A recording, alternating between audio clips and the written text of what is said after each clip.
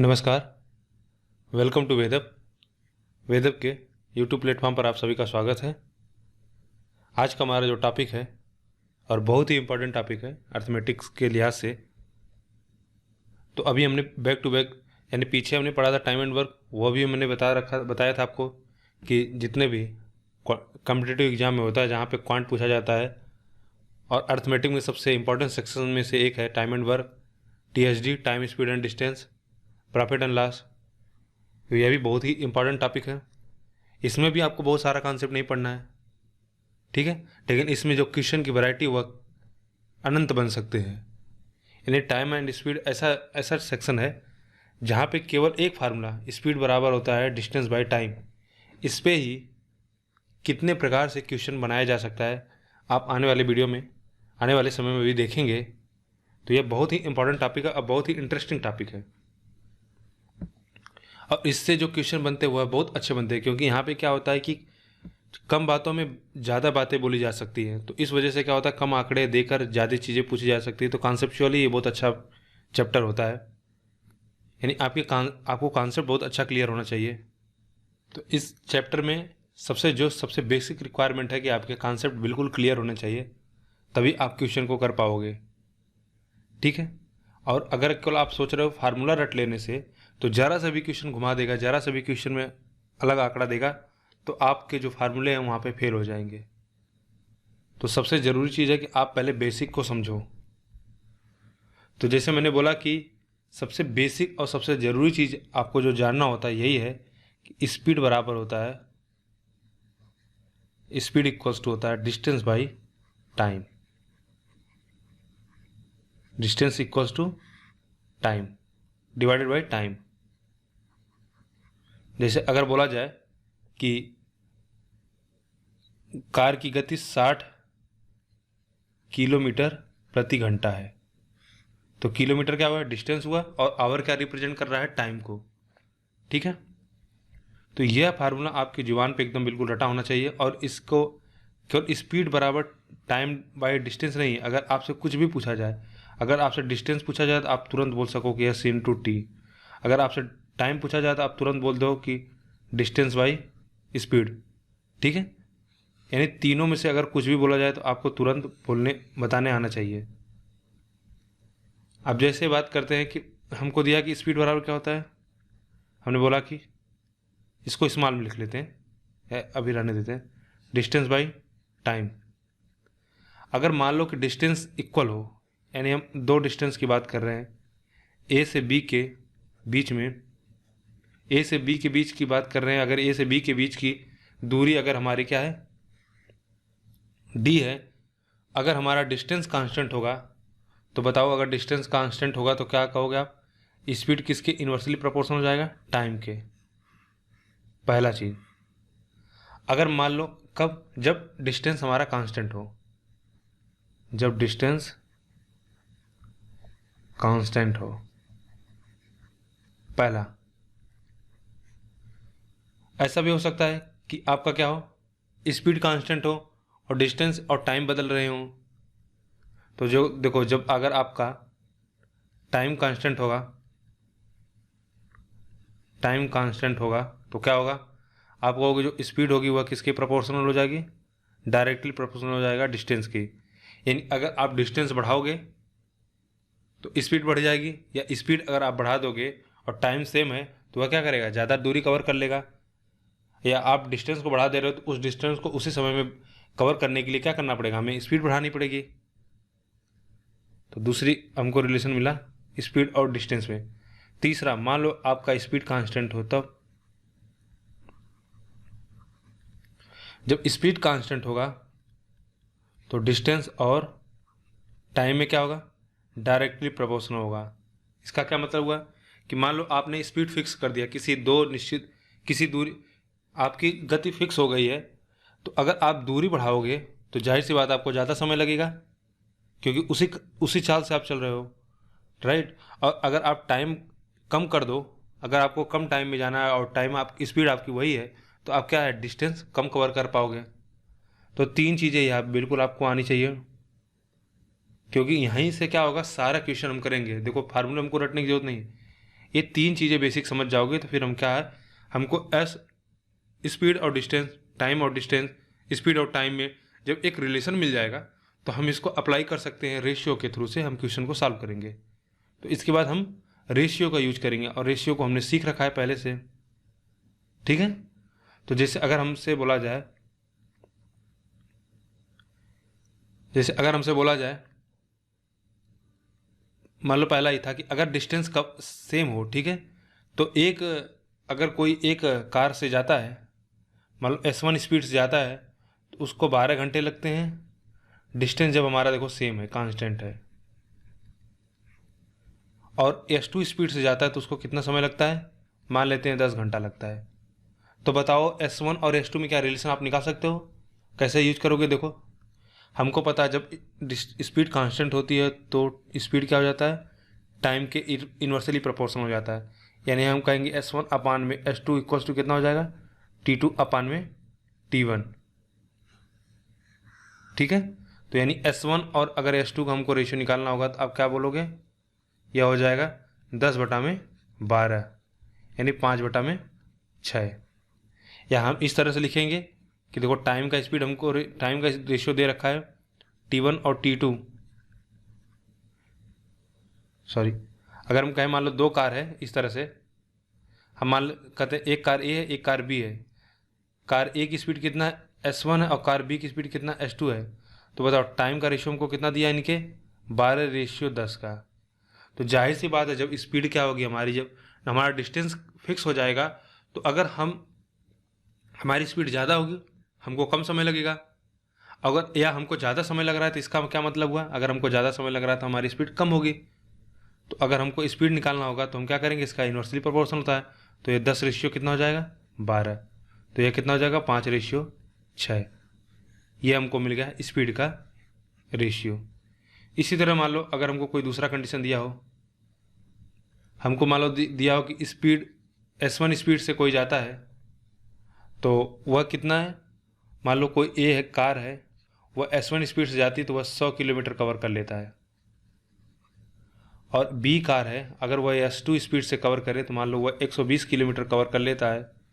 और हमको क्या यहाँ पे टाइम कांस्टेंट है, टाइम हमारा टाइम बाउंडेशन एकदम बिल्कुल टाइम लिमिट एक कांस्टेंट है कि भाई इतने समय में आपको कवर करना है। तो जाहिर सी बात है अगर आपकी स्पीड फिक्स होगी, टाइम फिक्स होगा, और अगर आपकी स्पीड ज़्यादा होगी तो आप ज़्यादा दूरी कवर कर लोगे, और अगर आपकी स्पीड कम होगी तो आप कम दूरी कवर करोगे।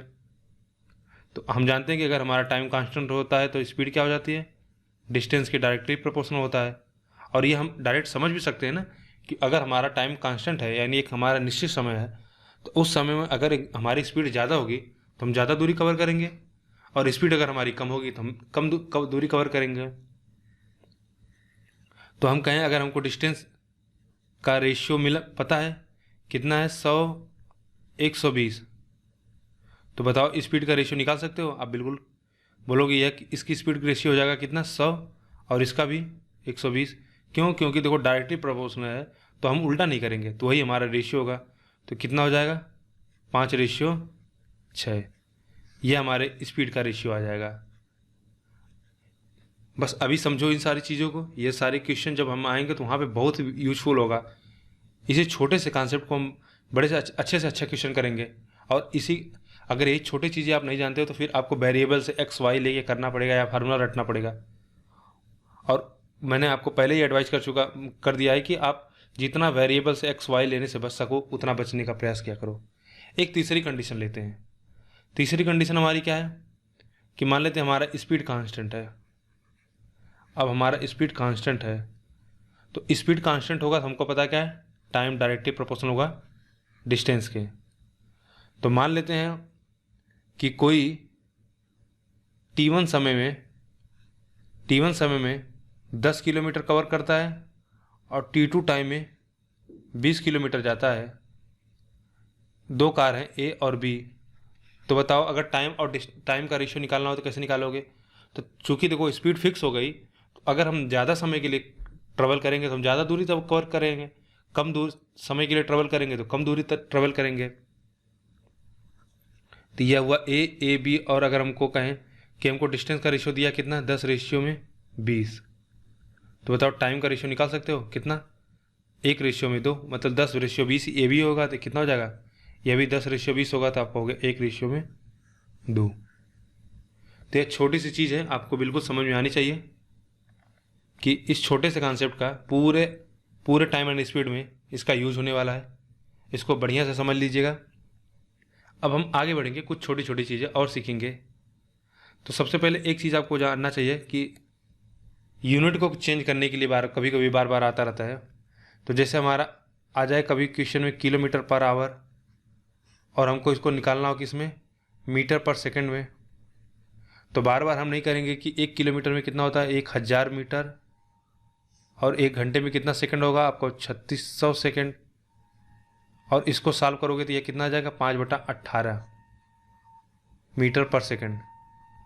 तो देखो अब से हम इसको क्या है कि बार बार सॉल्व नहीं करेंगे, जब भी हमको किलोमीटर पर सेकंड से मीटर पर सेकंड में कैलकुलेट करना होगा तो आप सीधा 5/18 से गुणा कर देना।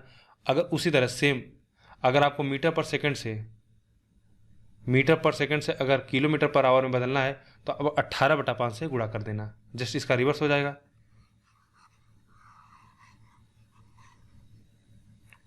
अगर आपको मीटर पर सेकंड से किलोमीटर पर आवर में बदलना होगा तो आप क्या करोगे 18/5 से गुणा कर देना, यह हो गया।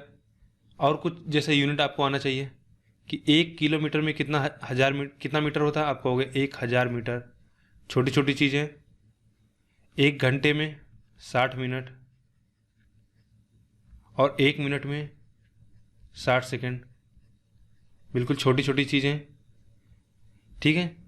कभी कभी एग्जाम में इस तरह से भी आ जाता है क्वेश्चन, 1 माइल और इसको किलोमीटर में बदलना होता है, तो ध्यान रखिएगा 1 माइल बराबर होता है 1609.3 मीटर होता है, 1609 मीटर होता है, 0.3 मीटर होता है, ठीक है। तो अगर आप फिर इसको अगर आप चाहो तो किलोमीटर में बदल सकते हो, तो 1 किलोमीटर में कितना 1000 मीटर होता है, तो कितना हो जाएगा 1.6903 किलोमीटर। और कुछ यूनिट याद कर लो, अगर 1 किलोमीटर आता है, इसको माइल में बदलना होगा तो कितना हो जाएगा, आप कहोगे 0.621 माइल। या आप चाहो तो यहाँ से भाग दे सकते हो कि यहाँ से एक माइल में इतना है तो 1 किलोमीटर में तो कितना हो जाएगा 1/1.693, भाग दोगे तो ये आएगा 0.621। तो इसको भाग देना नहीं हमको एग्जाम में, इसको अभी से याद कर लो। 1 मीटर बराबर 1.0936 यार्ड। देखो अभी तक अगर हम बात करें तो बहुत रेयर कभी कभार पूछा जाता है, लेकिन जैसे यूपीएसआई का एग्जाम हो गया, उसमें मैं जब क्वेश्चन सॉल्व करवा रहा था तो वहाँ पे मैं देखा था एक जगह से यूनिट कन्वर्जन आया था। या जब आप मेंसुरेशन करोगे तो मेंसुरेशन में कभी कभार इस तरह से आ जाता है, ठीक है। और लास्ट हमारा एक मीटर का भी जान लेते हैं। मीटर को हम इंच में बदलेंगे तो ये तो सबको पता होगा कितना, 39.4 इंच, ठीक है। तो या कुछ प्रॉपर्टी है आप इसको याद कर लो, कुछ कन्वर्जन है इनको याद कर लो कि एक चीज़ और, 1 मीटर बराबर कितना होता है, अगर हम कहें 1 मीटर बराबर कितना सेंटीमीटर होगा, 1 मीटर बराबर होता है 100 सेंटीमीटर, ठीक है। और अगर सेंटीमीटर और इंच में कन्वर्जन करने के लिए पूछा जाए कभी तो आप निकाल सकते हो। देखो 1 मीटर बराबर कितना होता है, 1 मीटर बराबर होता है 39.4 इंच, तो आप कहोगे 100 सेंटीमीटर बराबर हो जाएगा 39.4 इंच। अब 1 सेंटीमीटर बराबर कितना आ जाएगा, आप कहोगे 0.394 इंच। उसी तरह से अगर 1 इंच के लिए निकालने के लिए बोला जाए तो आप कहोगे 1 इंच बराबर, अगर 1 इंच के लिए बोला जाए, 1 इंच बराबर बोला जाए तो 100 बटा में 39.4 कर देना, डिवाइड करोगे तो ये आएगा 2.538 सेंटीमीटर, ठीक है। इसको अच्छे से लिख देते हैं, इसको अगर सारा मिटा दें हम पूरा,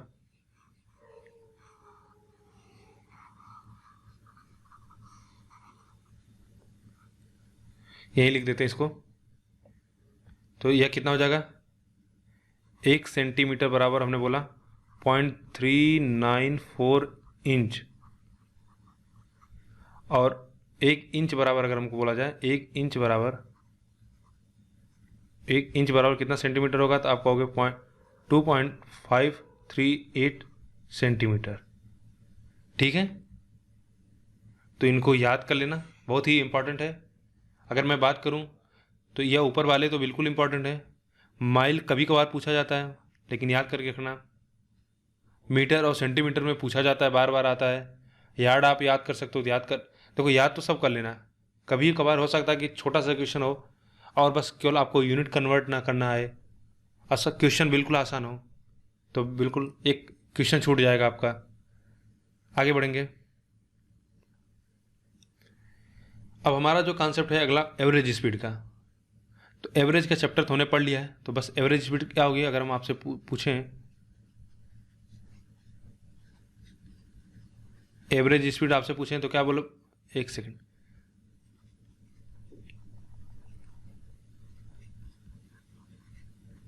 तो एवरेज हमने पढ़ लिया, तो एवरेज स्पीड क्या होगी, आप कहोगे टोटल डिस्टेंस अपान में टोटल टाइम, टोटल डिस्टेंस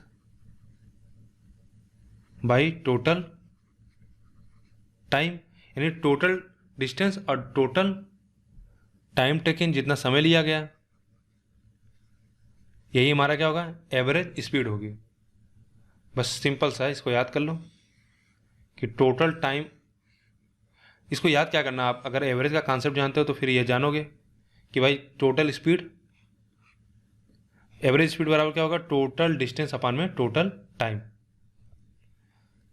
अब अगर दो के लिए आए, आपसे बोला जाए कि मान लो कि दो के लिए आए कि एक कोई गाड़ी है S1 स्पीड से, ठीक है, S1 स्पीड से T1 टाइम में, T1 टाइम, ठीक है,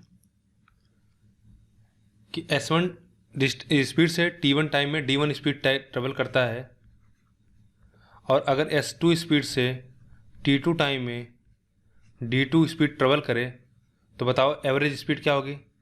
एवरेज स्पीड हो जाएगी, आप कहोगे टोटल डिस्टेंस, टोटल डिस्टेंस कितना ट्रेवल किया, T1 plus D2, D1 plus D2, और टोटल टाइम कितना लिया गया, T1 प्लस T2। या आप इसको इस प्रकार से भी लिख सकते हो, कभी कभी क्वेश्चन में हमको क्या है, डिस्टेंस नहीं दिया रहेगा, या हो सकता है टाइम ना दिया रहा हो। तो अगर मान लेते हैं जिसे हमको डिस्टेंस ना दिया हो, तो आप कहोगे एवरेज स्पीड कैसे निकालेंगे। तो भाई अगर हमको मान लेते हैं डिस्टेंस नहीं दिया, तो हमको टोटल डिस्टेंस निकालना है। तो S1 स्पीड से अगर T1 टाइम तक चलेगा तो कितनी दूरी तय करेगा, S1 और T1। क्यों, क्योंकि D बराबर क्या होता है, S इंटू T। तो D1 बराबर क्या होगा, S1 into S2, S1 into T1, और D2 बराबर क्या होगा, S2 इंटू T2, और टोटल टाइम कितना है, T1 प्लस T2। हो सकता है कभी कभी हमको टाइम ना दिया हो, तो टाइम नहीं दिया रहेगा तो फिर डिस्टेंस कितना होगी। अगर टाइम ना दिया रहे तो आप डिस्टेंस कैसे निकालोगे, तो सॉरी, अगर कभी कभी हो सकता, हाँ टाइम अगर ना दिया रहे तो आप, टाइम हो सकता है कि ना दे और डिस्टेंस दे रखा हो, तो आप कहोगे यह तो हमको मान लो डिस्टेंस नहीं दिया हो, ठीक है। अगर हम कहते हैं मान लो टाइम ना दिया गया हो, टाइम नहीं दिया गया होगा, तो D1 स्पीड तय करता है और D2 स्पीड तय करता है। अब यह बताइए कि टाइम बराबर क्या होगा, आप कहोगे D/S। तो अगर D1 डिस्टेंस को S1 स्पीड से ट्रेवल करने में कितना समय लगेगा, आपको T1 अपान में S1 प्लस D2 अपान में S2, तो यह हो जाएगा टोटल टाइम और यह हो जाएगा टोटल डिस्टेंस। तो एवरेज स्पीड इन्हीं किसी भी तरीके से हम निकाल सकते हैं, ठीक है। अब एक चीज़ आपको समझना है कि अगर हमारा मान लेते हैं कि इस डिस्टेंस हमारा सेम हो, जो वह दूरी तय कर रहा है वह हमारा D1 और D2 की वैल्यू सेम हो। अगर D1 और D2 सेम हो तो बताओ क्या होगा, इस इक्वेशन में देखो D1 और D2 सेम होगा, तो ऊपर से देखो, ऊपर हो जाएगा D1, इसको हम D अगर लिख दें 2D लिख सकते हैं ऊपर, और नीचे कितना हो जाएगा, एक सेकंड रुक। अगर हमको बोल दे कि दोनों डिस्टेंस उसके द्वारा कवर किया गया वह सेम हो, डिस्टेंस सेम होगा, तो D1 बराबर D2 बराबर हम इसको क्या D मान लें, तो कितना हो जाएगा बताओ, सॉल्व करेंगे तो इसको, तो ऊपर हम लिख सकते हैं D प्लस D, नीचे कितना हो जाएगा D/S1 प्लस D/S2। अगर सब में से D कॉमन ले लो तो ऊपर बचेगा 2 और नीचे बचेगा 1 अपान में S1 प्लस 1 अपान में S2। इसको सॉल्व करोगे तो S2 S1 और ऊपर चला जाएगा टू टाइम्स S1 S2, तो कितना मिलेगा 2 टाइम S1 S2 अपान में S1 प्लस S2। तो यह एक आपका फार्मूला निकल आया। कभी कभी जो हमको क्वेश्चन में दिया रहता है कि मान लेते हैं कि हमारा स्पीड, मान लेते हैं हमारा डिस्टेंस क्या है, डिस्टेंस सेम हो, तो एवरेज स्पीड के लिए आप डायरेक्ट बोलोगे एवरेज स्पीड होगा S1 S2 2 टाइम्स दोनों स्पीड दिया हो अपान में S1 प्लस S2। हम डायरेक्ट बोलेंगे ये हम, ठीक है, ये हमारा एक फार्मूला आता है डायरेक्ट, आप इसको याद कर सकते हो। जैसे एक अगर हम एग्जाम्पल लेके समझ लें कि जैसे हम लोग मान लो हमको दिया हो, अगर हमको दिया कि मान लो कि दो कार्स हैं S1 और S2, S1 की स्पीड मान लो 40 किलोमीटर पर आवर है और S2 की स्पीड है 60 किलोमीटर पर आवर, और हमको दिया है कि यह किसी सेम दूरी को दोनों कवर कर रही हैं। सॉरी, एक कार जो डी दूरी को 40 किलोमीटर पर आवर से जाते वक्त उसकी स्पीड इतनी हो, और अगर मान लेते हैं आते वक्त उसी कार की स्पीड कितना हो जाए 60 किलोमीटर पर आवर हो जाए, तो बताओ कि एवरेज इस पूरे जर्नी में उसकी एवरेज स्पीड क्या थी। यानी कोई एक कार है जो ए से बी तक जाती है, तो जाते वक्त उसकी स्पीड कितना होती है 40 किलोमीटर प्रति घंटा, और आते वक्त उसकी स्पीड कितना होती है 60 किलोमीटर प्रति घंटा। तो हमको बताना है कि बताओ उसका एवरेज स्पीड क्या होगा। तो जैसा अभी मैंने पीछे आपको बताया कि अगर कि दूरी सेम होती है तो हम फार्मूला लगा सकते हैं। तो बताओ जो कार ए से बी जा रही है 40 किलोमीटर प्रति घंटे से, और जो कार वापस बी से ए आ रही है, तो वे दोनों सेम दूरी तय कर रही हैं।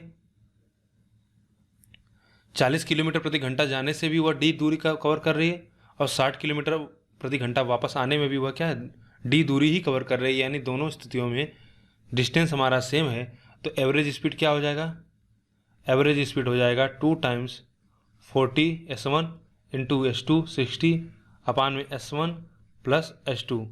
कितना हो जाएगा, ऊपर हो जाएगा 2 गुणे 40 गुणे 60 बटा में नीचे 100।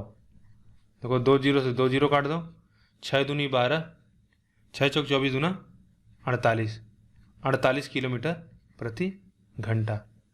यह क्या आई, हमारी एवरेज स्पीड आ गई। ठीक है, तो अगर हम बात करें कि अगर मान लो अगर स्पीड अगर हमारा इक्वल स्लॉट में दिया हो कि सॉरी डिस्टेंस अगर हमारा, अगर हम जैसे एक बात करें, एक केस की बात करते हैं कि मान लो हमको सब में डिस्टेंस इक्वल दे रखा है, ठीक है, और यह समझ लो नंबर ऑफ एन टाइम्स तक है। तो अगर एवरेज स्पीड का फार्मूला अगर आपसे पूछा जाए तो हो जाएगा एन। क्यों, क्योंकि आपको समझ में आ गया कि हम क्या डी सब में से कॉमन हो जाएगा, तो नीचे कितना बचेगा 1 अपान में S1 प्लस, अगर सबकी स्पीड मान लो S1 है, किसी की S2 है, किसी की S3 है, इस तरह से S1 speed 1/S2 plus 1/S3, ठीक है, कहाँ तक 1/SN तक। तो ये सिंपल सा फार्मूला है, कोई आपको याद करने की जरूरत नहीं है, बस आप जानते हो कैसे आ रहा है। तो जैसे अगर हम कहें कि मान लो हमको तीन अगर दे दिया जाए, 3 स्लॉट दे दिया जाए, जैसे मान लो कि 1 2 और 3, अब बोला जाए कि इसकी स्पीड बताओ, अगर S1 S2 और S3 स्पीड हो तो एवरेज स्पीड कितना हो जाएगी। आप कहोगे n की जगह पे 3 है, तो नीचे कितना हो जाएगा 1/S1 1/S2 1/S3, 1/S1 plus 1/S2 plus 1/S3। और चाहो तो आप इसको डायरेक्ट लिख सकते हो, इसको लिखोगे 1S1 S2 S3 divided by S2 S3 plus S1 S3 plus S1 S2, ठीक है, यह आपका एक फार्मूला बन जाता है। लेकिन बस आप जानते रहो कि ऐसा कैसे क्यों होता है, इसके पीछे की अंडरस्टैंडिंग आपको जरूर होनी चाहिए। एक चीज, एक केस और देख लेते हैं, उसके बाद हम क्वेश्चन शुरू करेंगे। वह यह है कि कभी कभी क्वेश्चन इस प्रकार से आता है, जैसे मान लो हम कहें कि आपको घर से ऑफिस तक जाने के लिए अगर आपकी स्पीड S1 है तो आपको मान लो T1 टाइम लगता है, राइट, और अगर आपकी स्पीड S2 है तो आपको T2 टाइम लग रहा है। तो यानी अगर आप एक चीज़ देखोगे तो इस कंडीशन में क्या है, डिस्टेंस हमारा कांस्टेंट है। तो जब भी इस प्रकार से आएगा तो आप कहोगे S1, S क्या होगा, स्पीड क्या होगी, स्पीड टाइम के इन्वर्सली प्रोपोर्शनल होगा। लेकिन मैं आपको एक फार्मूला बताता हूँ, आप उसको याद कर सकते हो, वो बहुत हेल्पफुल होगा और हम इसको समझ लेंगे कि हम इसको भी कैसे यूज करेंगे। तो जब भी इस तरह से आए तो आप बोलोगे डिस्टेंस आपका होता है वो होगा स्पीड के प्रोडक्ट और उसके डिफरेंस, ठीक है, इनटू टाइम का प्रोडक्ट टाइम का डिफरेंस ले लेंगे इस तरह से। तो इसको हम इससे लिखें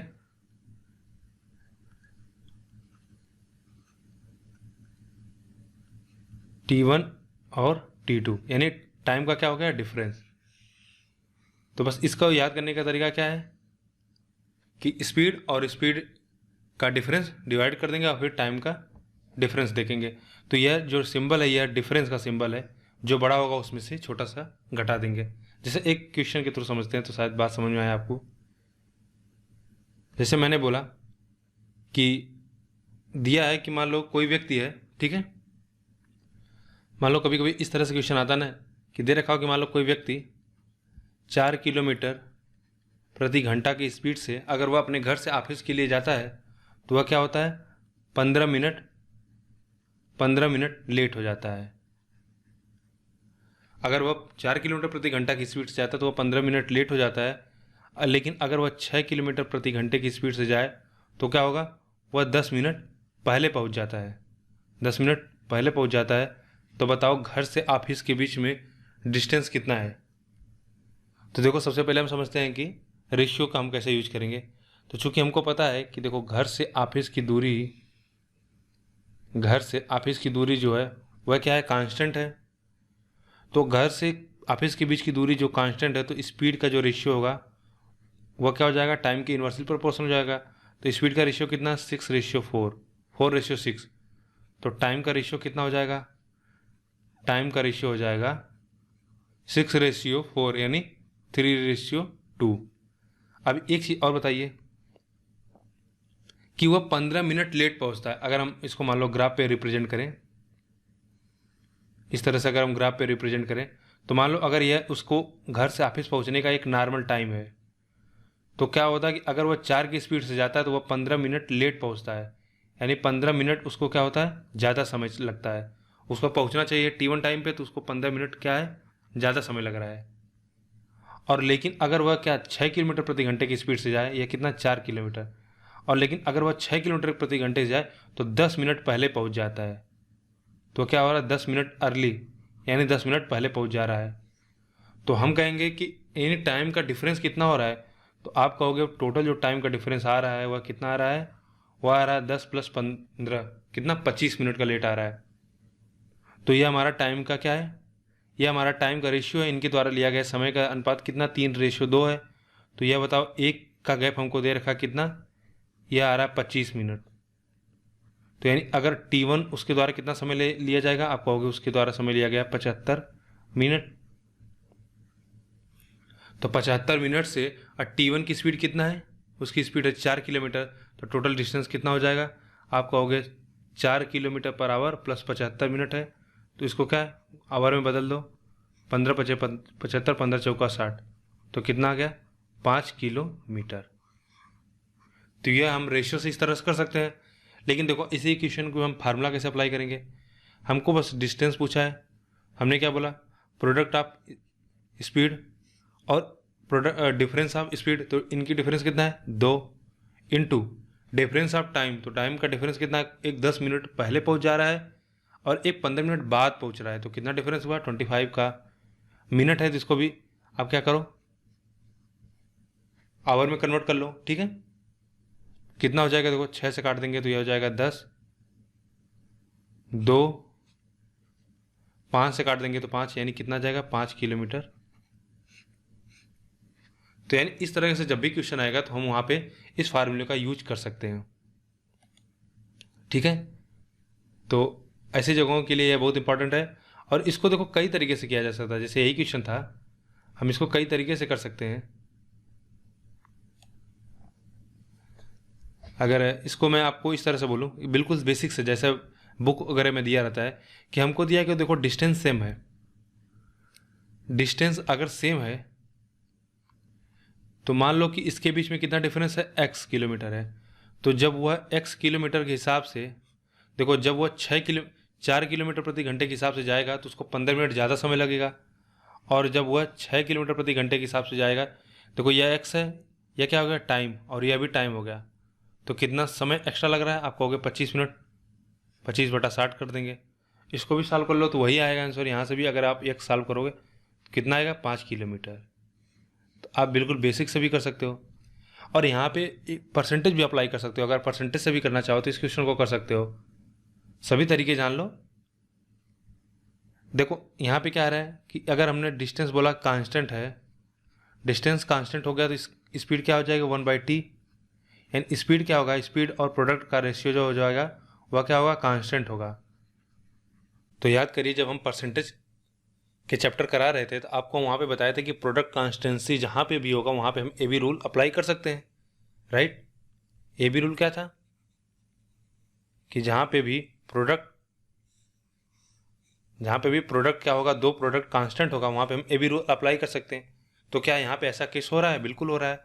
देखो क्या है, हमारा डिस्टेंस यहाँ पे कांस्टेंट है, स्पीड हमको कितना दे रखा है, स्पीड का रेशियो हमको दिया कि जब वो 4 किलोमीटर पर आवर दिया है केमी, और दूसरा स्पीड कितना दिया है, वह है 6 km/h। तो कहें स्पीड का रेशियो कितना होगा, आप कहोगे 2:3। यह हुआ स्पीड का रेशियो। टाइम का रेशियो कितना हो जाएगा, 3:2।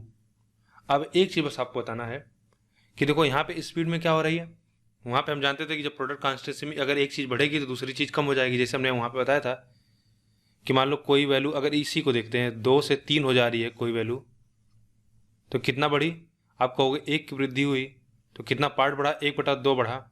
तो यह वैल्यू कितने से हम परसेंटेज से कम कर दें कि यह फिर 2 हो जाए, या 2 3 से कितना परसेंट, 2 3 अगर 2 से 50% ज़्यादा है तो 3 2 से कितने परसेंट कम है। तो कैसे करते थे, ज़्यादा है तो कम करने के लिए कम करेंगे और नीचे 1 2 3 जोड़ देंगे।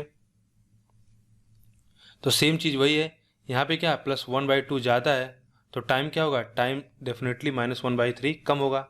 वैसे भी देख सकते हो 1/3 इसका कितना होगा, 1 होगा, तो -1 कर दोगे तो 2 हो जाएगा।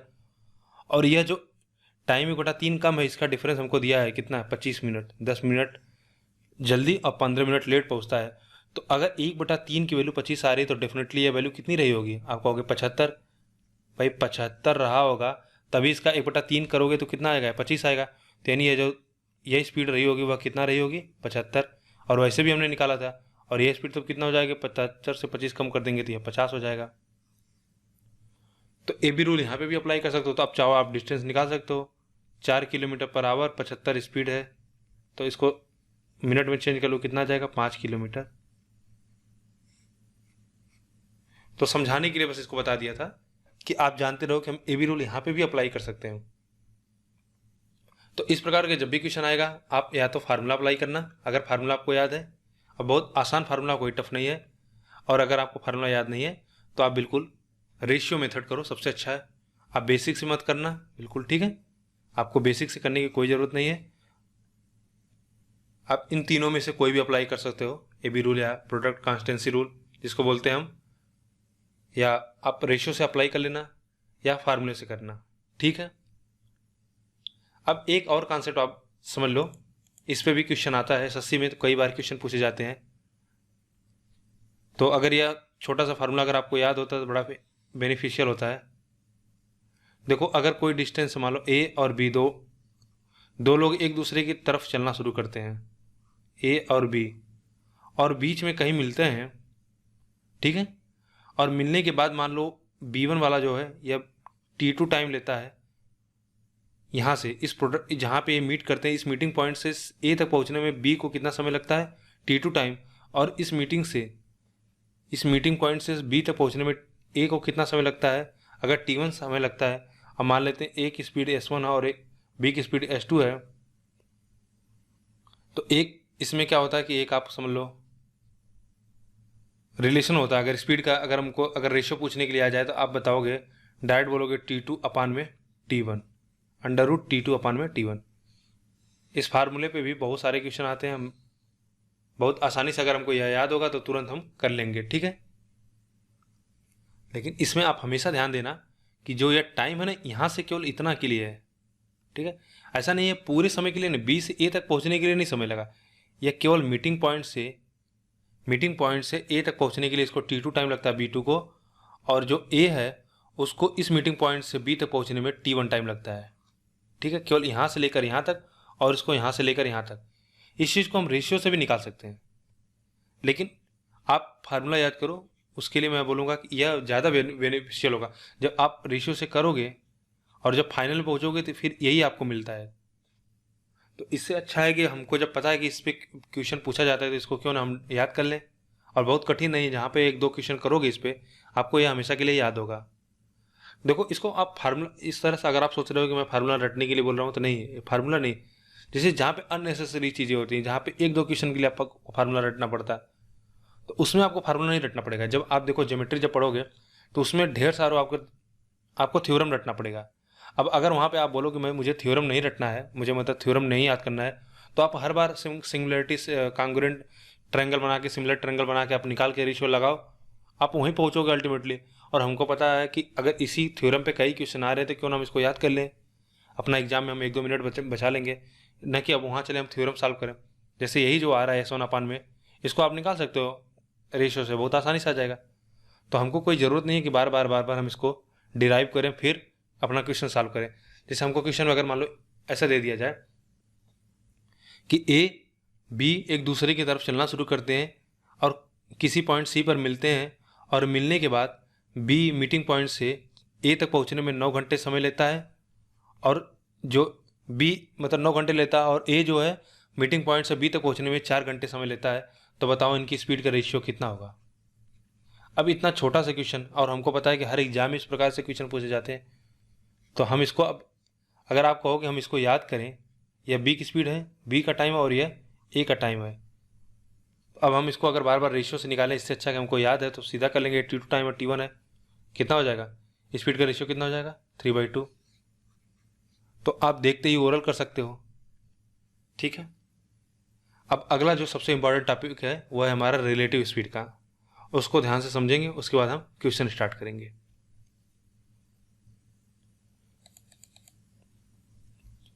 देखो रिलेटिव स्पीड क्या होती है, जिसको बोलते हैं सापेक्ष गति।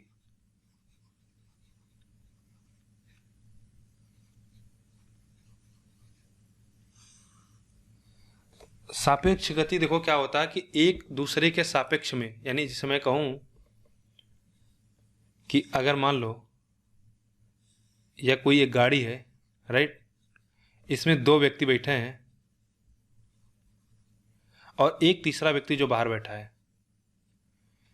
अगर मान लो यह जो ट्रेन है या सॉरी गाड़ी है जो है 60 किलोमीटर पर आवर की स्पीड से चल रही है, तो जो इस ट्रेन में बैठा हुआ व्यक्ति है, यह व्यक्ति मान लो ए है, यह व्यक्ति बी है और यह व्यक्ति सी है। अगर ए से पूछा जाए बताओ बी की क्या गति होगी, ए से पूछा जाए बताओ बी की गति क्या होगी, या बी से पूछा जाए बताओ ए की क्या गति होगी, तो इनकी नज़र में दोनों लोग स्टैंड स्टिल हैं, यानी स्थिर हैं, इनमें कोई मूवमेंट नहीं हो रहा है। अगर हम इस टाइम इस फ्रेम में देखेंगे, यानी इस जो कार के फ्रेम में देखोगे, आप कहोगे कि इसमें एक दूसरे को कोई मूवमेंट नहीं होगा।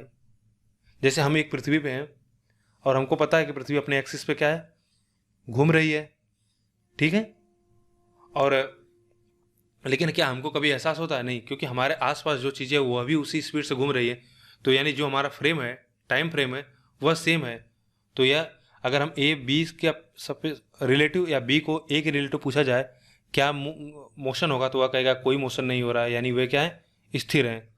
लेकिन कोई एक व्यक्ति जो बाहर है, जो बाहर बैठकर इन लोग दोनों को देख रहा है, उससे पूछा जाए कि बताओ ए कितनी गति से मूव कर रहा है, तो यह कहेगा यह कार की गति के हिसाब से मूव करेगा, यानी जितनी कार की स्पीड होगी, कितना स्पीड है 60 किलोमीटर पर आवर से। अगर इससे पूछा जाए बी कितने से, बी भी बोलेगा वही कार की गति से, यानी 60 किलोमीटर प्रति घंटे की स्पीड से मूव कर रहा है। तो जो गति होती है वह क्या होती है, सापेक्ष होती है, यानी रिलेटिव होता है। अगर आप 2 लोग सेम स्पीड से जा रहे हो तो एक दूसरे को, अगर हम करें कि 2 व्यक्ति सेम स्पीड से जा रहे हैं, सेम स्पीड से दौड़ रहे हैं, तो अगर ए और बी है, ए वाले से पूछा जाए बी कितनी गति से दौड़ रहा है, बी वाला पूछा जाए ए की कितनी गति से दौड़ रहा है, तो वह नहीं बता सकता। अगर दोनों की गति सेम होगी तो कहेगा भाई वह स्थिर है, ठीक है। लेकिन अगर एक कोई बाहर व्यक्ति देख रहा है तो वह कहेगा नहीं, अगर इनकी जो स्पीड है, अगर मान लो इनकी 40 किलोमीटर पर आवर स्पीड है, तो वह कहेगा नहीं, ये 40 किलोमीटर प्रति आवर से क्या है, मूव कर रहे हैं, ठीक। अब दूसरी चीज, अब मान लो कि एक व्यक्ति है जो मान लो 40 किलोमीटर पर आवर की स्पीड से कार चला रहा है, और दूसरा व्यक्ति मान लो वह है 30 किलोमीटर प्रति घंटे के हिसाब से 30 किलोमीटर प्रति घंटे के हिसाब से गाड़ी चला रहा है।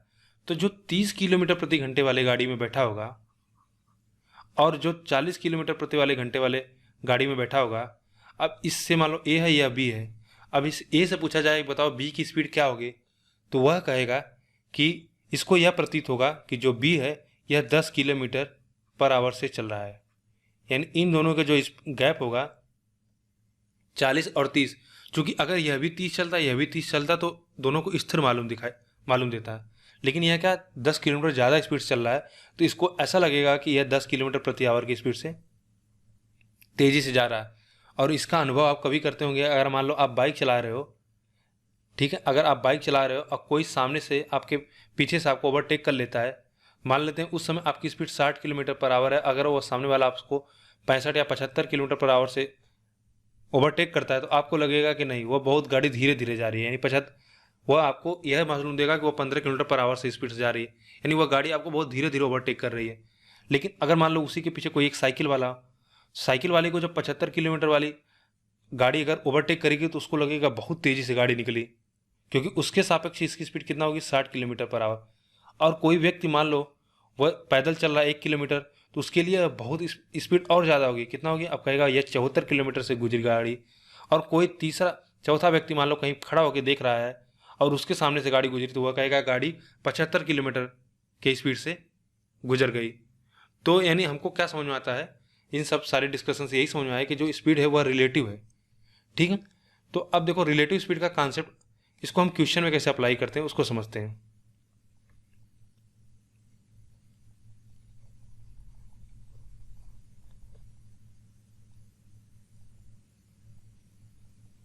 इस पे काफ़ी अच्छे अच्छे क्वेश्चन बनते हैं, ठीक है।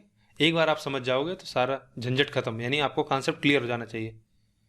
तो जैसे अगर हमने बोला कि अगर एक व्यक्ति 60 किलोमीटर पर आवर की स्पीड से जा रहा है और दूसरा व्यक्ति उसी दिशा में, अगर डायरेक्शन सेम हो, उसी दिशा में वह 40 किलोमीटर पर आवर से जाएगा, तो बताओ उसको क्या लगेगा, व्यक्ति को क्या लगेगा, दूसरा व्यक्ति कितनी स्पीड से जा रहा है, वह कहेगा केवल मुझसे 20 किलोमीटर प्रति घंटे की रफ्तार से ज़्यादा जा रहा है। तो यानी अगर जब सेम डायरेक्शन में हो तो जो रिलेटिव स्पीड होता है वह क्या हो जाएगा, इनका डिफरेंस हो जाएगा, S1 S2, यानी जो स्पीड बड़ी होगी उससे क्या है, छोटी वाली स्पीड को हम कम कर देंगे। लेकिन अगर अब अपोजिट केस लो कि मान लो यह 60 किलोमीटर प्रति आवर से जा रहा है और दूसरा व्यक्ति कोई 40 किलोमीटर प्रति घंटे की स्पीड से आ रहा है, तो अब स्पीड क्या होगी, जैसे आप साइकिल से जा रहे हो, ठीक है, या आप बाइक से जा रहे हो 60 किलोमीटर प्रति घंटे से और सामने से भी कोई गाड़ी 40 किलोमीटर प्रति घंटे से आ रही है, तो आप देखते हो कि आपको समय नहीं लगता, अगर कि जल्दी से एक्सीडेंट हो जाता, मतलब अगर आप कंट्रोल में ना हो तो लड़ जाओगे। क्यों, क्योंकि वहाँ पे टाइम बहुत कम हो जाएगा, क्योंकि अब क्या हो रही है, दोनों की स्पीड एक दूसरे से जुड़ जा रही है। यानी आप देखते हो कभी अगर आप इसी दिशा में जा रहे हो और आपके ही विपरीत दिशा में कोई दूसरी चीज़ गुजर जाए, या कभी आप ट्रेन का देखो, अगर दोनों एक दिशा एक दूसरे के विपरीत में जाए तो ट्रेन एक दूसरे से बहुत तेज़ी से क्या होती हैं, पास करती हैं।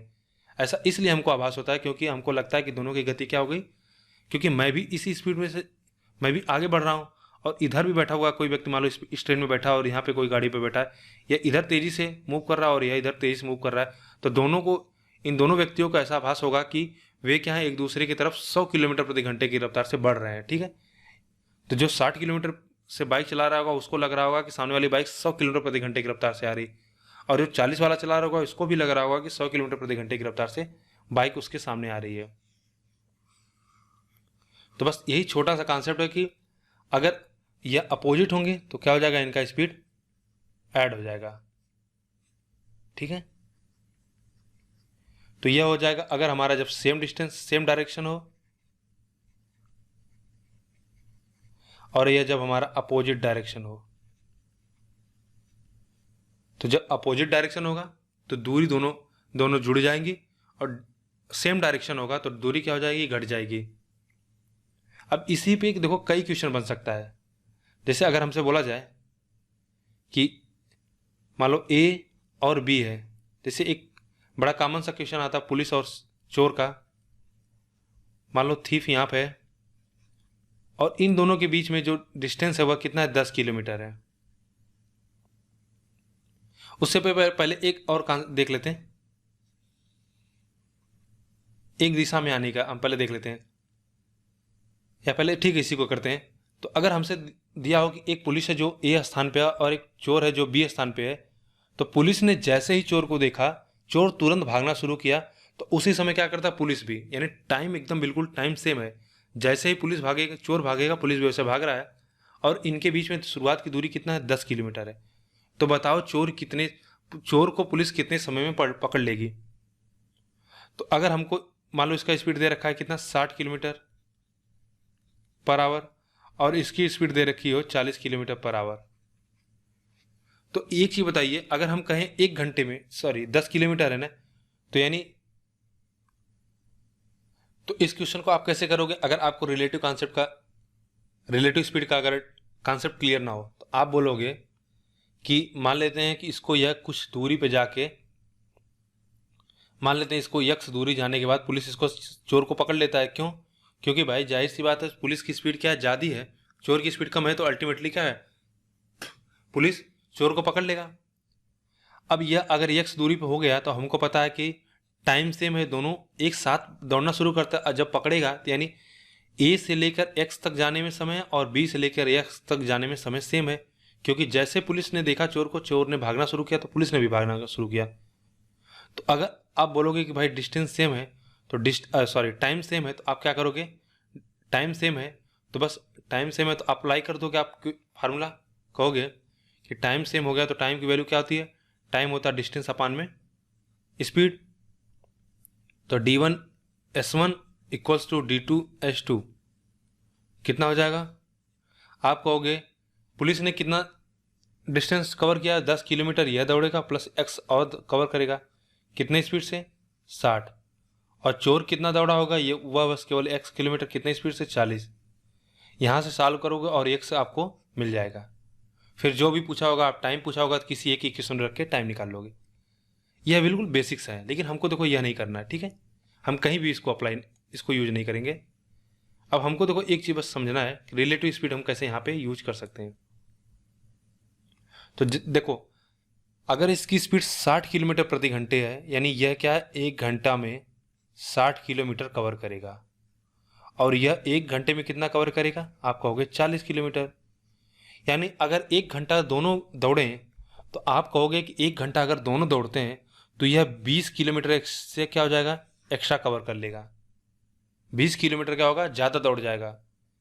और हमको बस एक्स्ट्रा कितना कवर करना है, क्योंकि इनमें पहले कितना गैप दे रखा, 10 किलोमीटर, तो बस इसको केवल कितना, 10 किलोमीटर ज़्यादा दौड़ना है।